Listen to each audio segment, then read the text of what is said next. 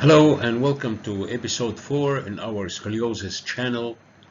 On this episode, we're going to discuss in detail the different etiologies for scoliosis that we are encounter in our clinic. So, scoliosis could be congenital, which represent like 10% of the total cases numbers.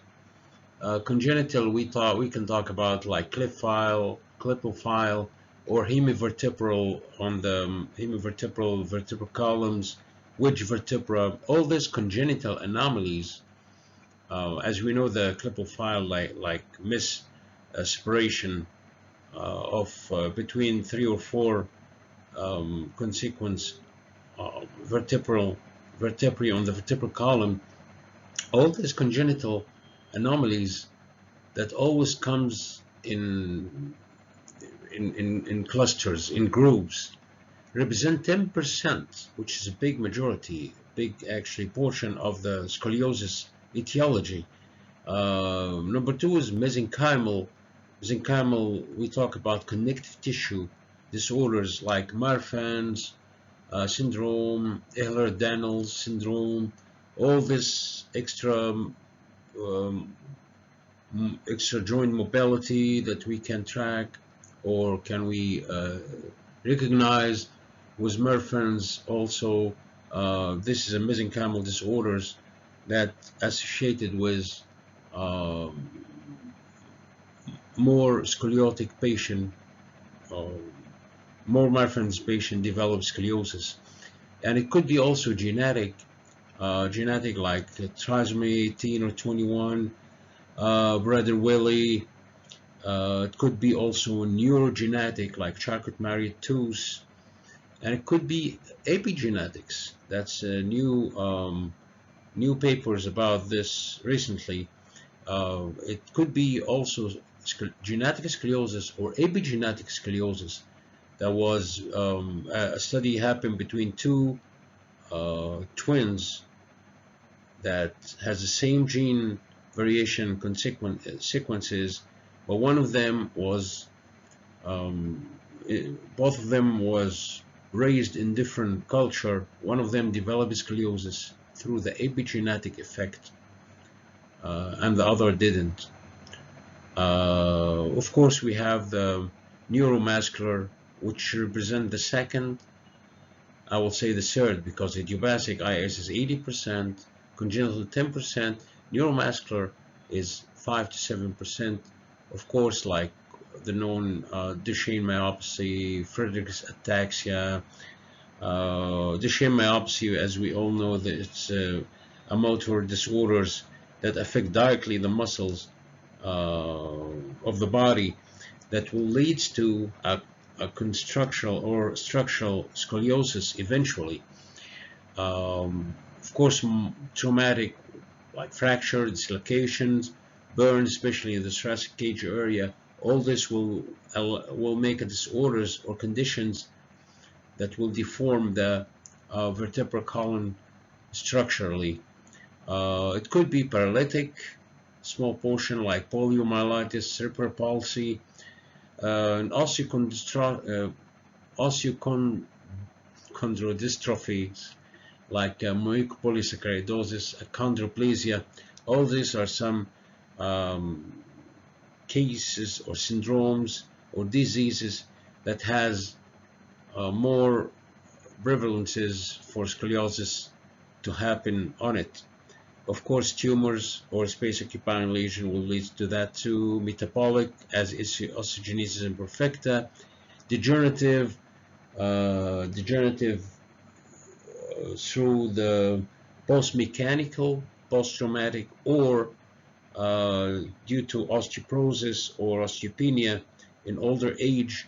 We're now talking about the de novo, which is degenerative in older patients, with a majority of the numbers that are amazing in the literature. Like after 60, it's 35% prevalence that we can find. 35% among all the patients above 60 has the de novo scoliosis. Over 90 years old, this number jumps to 70%. So can you imagine, every 10 uh, people after age of 90, 7 of them will develop scoliosis, de novo scoliosis. And finally, we have the iatrogenic, which could be iatrogenic, the word that some medical interfering leads to scoliosis. Of course, like in thoracotomies, surgery on the surgical, if the sequence of surgical, for example, in adolescence or juvenile, which like majority of cases are treated by surgical intervention, but it has to be within a protocol and sequence. We're going to discuss all this surgical protocol and sequence in juvenile idiopathic scoliosis that could lead to a iatrogenic scoliosis.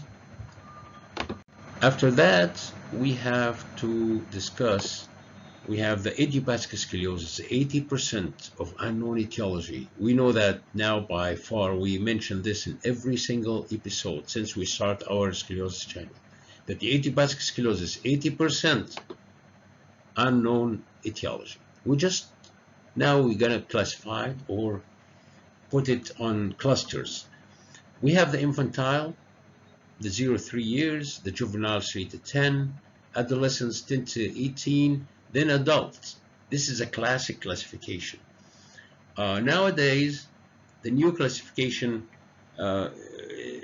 majority are classified by two groups, both the surgical groups, surgical doctors, and the non-surgical conservative treatment doctors. They are now talking about the early onset, which is before 10 years old, early onset idiopathic scoliosis, late idiopathic scoliosis, which between 10 and 18, 10 and 18 years old. Then we have the adults, which we were talking about earlier, the de novo and degenerative adult scoliosis, idiopathic scoliosis. After that, progression depends on, of course, the age of onset and the curve magnitude, the curve location, and the morbidity factors, like disorders accompanied the case of scoliosis. How about the respiratory function in relation to the torsion or the disorders that happen on the rib cage due to scoliotic 3D disorders or disease or condition or changes that happen in the vertebral column, along with the pain analysis throughout the whole trip of scoliotic patient. The progression, of course, it depends on the age of onset and curve magnitude and side of the curve.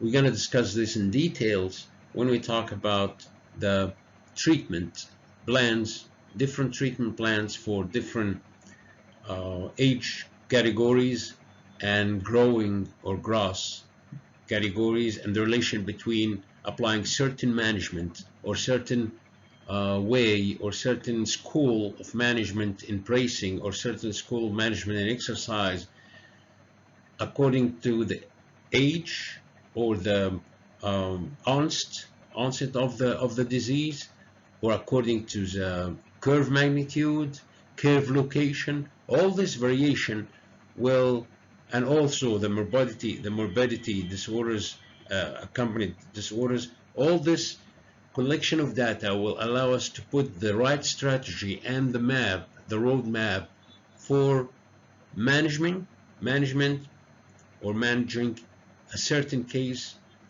or a certain patient, or even the same patient in two different times, especially when we discuss, for example, the juvenile